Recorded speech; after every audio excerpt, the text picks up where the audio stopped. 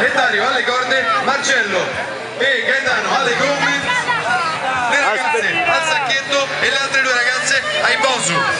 Anna alla fitball. 30 secondi ancora, dai, piegati, esatto, carica l'equilibrio, appoggiati, vai, giù, divarica un po' più le gambe, esatto, così, vai, prova ad alzarti e ad abbassarti leggermente. Come vedete l'equilibrio è una componente fondamentale, nonché il ritmo e la coordinazione per i nostri atleti. Ancora 5 secondi ragazzi, su e giù, vai! Dai, ancora ragazzi, dai!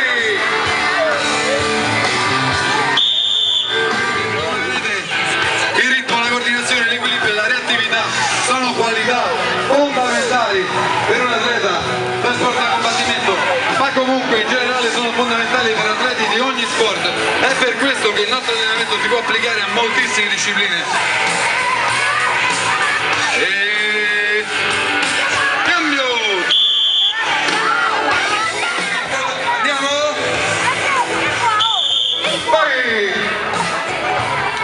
Un bel applauso per questi ragazzi che stanno facendo un allenamento in notturna per tutta Montecatini. Così, vai, bravi, bravissimi, stendete le braccia, 15 secondi.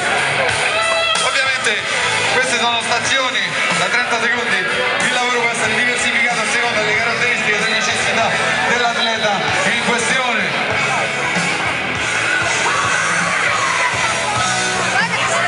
Ancora 5 secondi ragazzi, dai!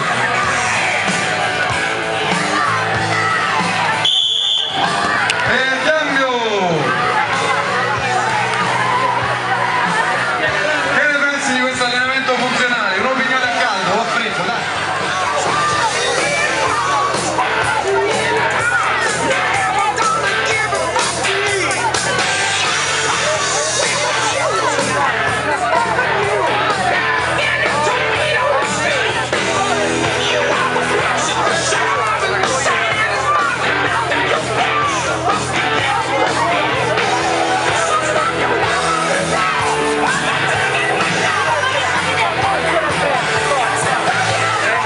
Spiego un attimo ai ragazzi questi della Juventus che devono fare, falli recuperare un attimo e fanno un altro minuto e poi facciamo